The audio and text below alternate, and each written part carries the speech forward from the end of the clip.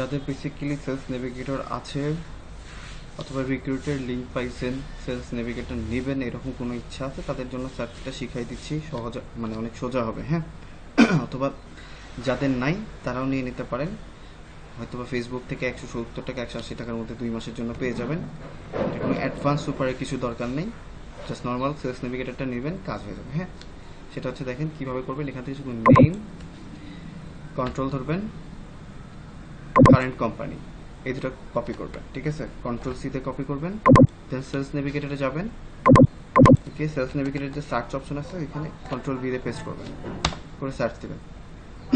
ঠিক আছে, এই যে দেখেন চলে আসছে।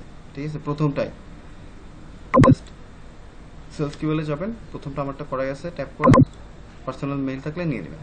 এটাই সহজ, যাদের আছে তারা এটা নিয়ে নেবেন। ঠিক আছে।